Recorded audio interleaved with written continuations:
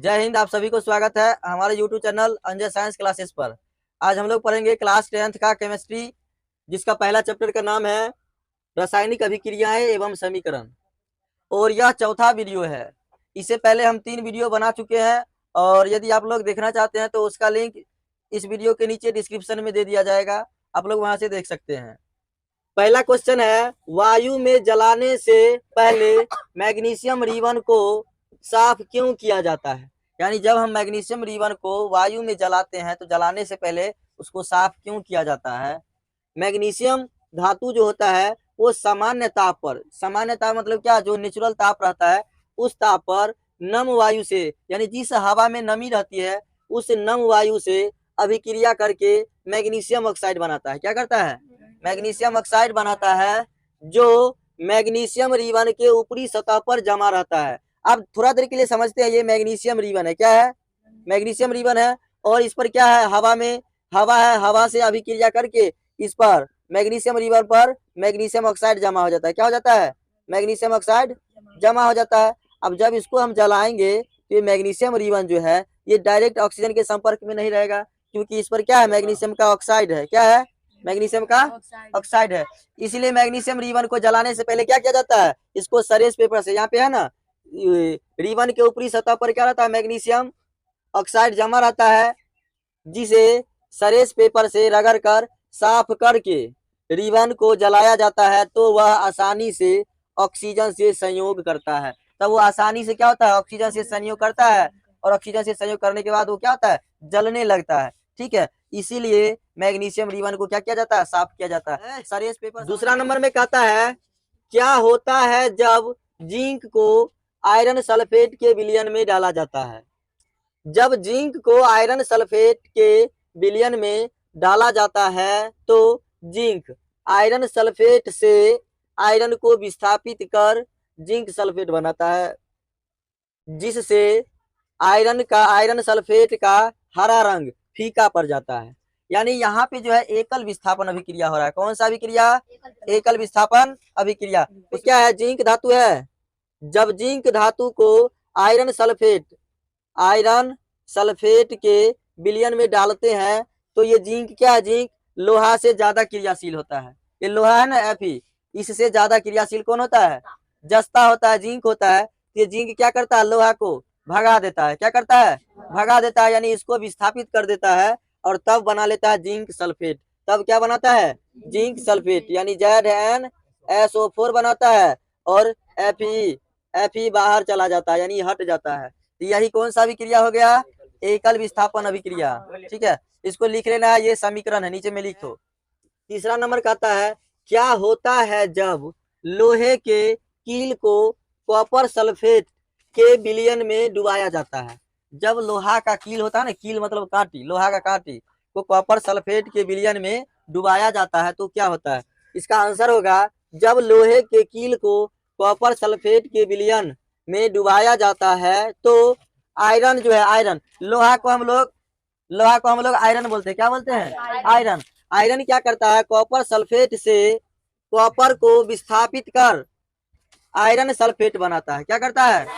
Iron sulphate बनाता है, जिससे कॉपर सल्फेट का नीला रंग जो है, नीला रंग, वो हल्के हरे रंग में बदल जाता है। यानी कॉपर सल्फेट का जो नीला रंग होता है वो किसमें बदल जाता है? हरे रंग में बदल जाता है। समझ में आया? देखो, इसका समीकरण होगा, जब लोहा को कहाँ डुबाते हैं? तो कॉपर सल्फेट के विलयन में, CuSO4 में जब डुबाते हैं, ये लोहा क्या करता है? कॉपर को विस्थापित कर देता है। लोहा किसको विस्थापित करता है? कॉपर को विस्थापित करके FeSO4 बना लेता है, और कॉपर अलग हो जाता है। कॉपर अलग हो गया। इसका रंग कैसा होता है? तो नीला होता है। कैसा होता है? नीला। और ये किसमें बदल गया? हल्के हरे रंग में, हल्के हरे रंग में ये बदल जाता है। यही इसका समीकरण हो गया। देखो, चौथा नंबर कहता है, क्या होता है जब सोडियम सल्फेट की अभिक्रिया बेरियम क्लोराइड से कराई जाती है?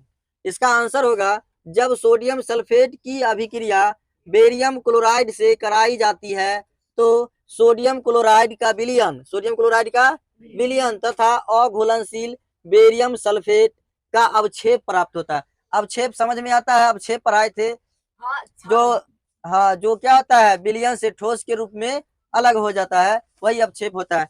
इसका अभिक्रिया मतलब इसका समीकरण कैसे बनेगा? इसका रासायनिक समीकरण होगा Na2SO4 plus BaCl2, barium chloride हुआ। इसके बाद क्या हो गया, ये NaCl हो गया। इसके बाद BaSO4। अब देखना है ये संतुलित है या नहीं है।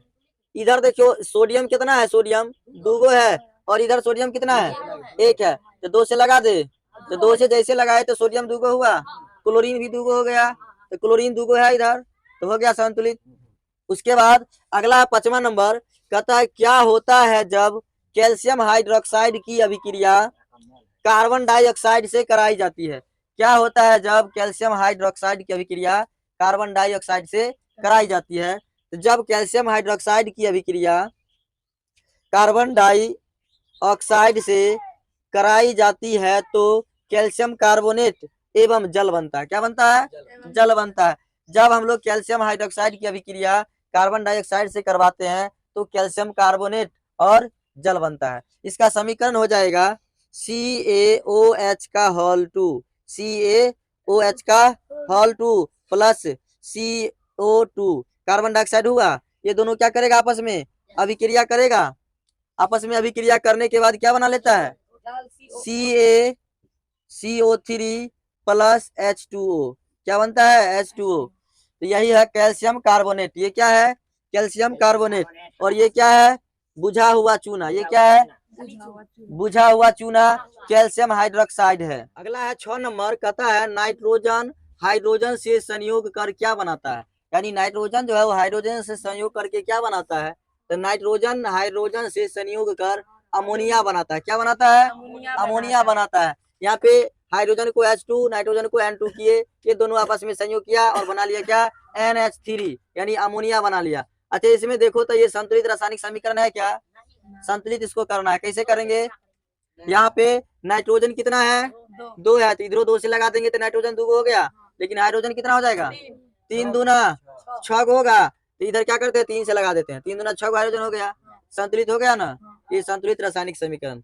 अगला है अगला है 7 नंबर, हाइड्रोजन सल्फाइड गैस को वायु में दहन करने पर क्या प्राप्त होता है, यानी वायु में जलाने पर क्या प्राप्त होता है।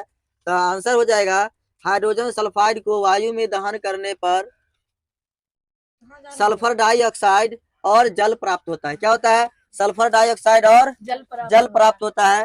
हाइड्रोजन सल्फाइड को हम लोग H2S कहते हैं और ऑक्सीजन को O2 कहते हैं। ये दोनों आपस में अभिक्रिया किया और बना लिया सल्फर डाइऑक्साइड और इधर जल बना लिया, बन गया ना। क्या देखो ये संतुलित रासायनिक समीकरण है, नहीं है। तो देखते हैं कैसे नहीं है। इधर हाइड्रोजन कितना है, इधर हाइड्रोजन कितना है, हाइड्रोजन सही है।